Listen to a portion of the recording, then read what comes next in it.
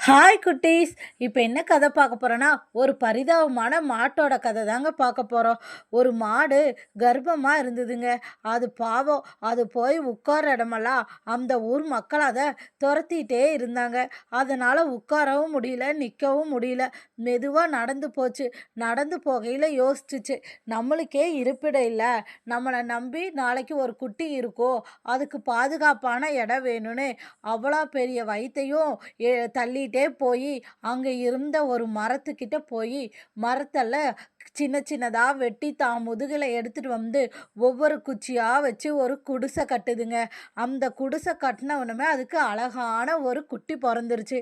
அந்த குட்டியை முத்தமிட்டு வரவேற்று தான் கூடையே பக்கத்திலேயே வச்சுட்டு இருந்ததுங்க. குட்டிக்கு பசிக்கும்னு சொல்லிட்டு அது ஏதாவது சாப்பிட்டாதான் குட்டிக்கு பால் கொடுக்க முடியும். உடனே காட்டுக்குள்ளே போய் பழங்களை எல்லாம் தேடி போச்சு. அங்கே போய் பழங்கள்லாம் சாப்பிட்டு இருந்ததுங்க.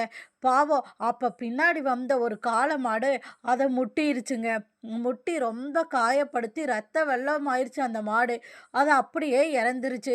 குட்டி அம்மாவை காணான்னு தேடிட்டு கத்திட்டு வருதுங்க. வந்த அம்மா பார்த்தோன்னா அழுதுட்டு அம்மா பக்கத்திலேயே உட்காந்துருது.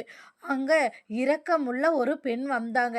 அம்மாவையும் குட்டியும் பார்த்துட்டு அந்த பெண் ஓடி வந்து குட்டியை கையில் எடுத்தா. அம்மா இறந்து கிடந்ததை பார்த்து அவளுக்கு மனசே கேட்கல. அந்த குட்டியை விட்டுட்டு போகிறக்கும் அவளுக்கு மனசு வரல. மலையோட மலையாக அந்த குட்டியை எடுத்துகிட்டு போய் பால் கொடுத்து வளர்த்துனாங்க. அந்த பெண்ணுக்கு ஆதரவாக அந்த பசுவும், அந்த பசுவுக்கு ஆதரவாக அந்த பெண்ணும் ஒரு அம்மா மகன்கிற உறவோடு இருந்தாங்க. இந்த கதை உங்களுக்கு பிடிச்சிருந்தா லைக் பண்ணி சப்ஸ்கிரைப் பண்ணுங்கள். அந்த பெண்ணுக்காகவும் அந்த குட்டிக்காகவும்.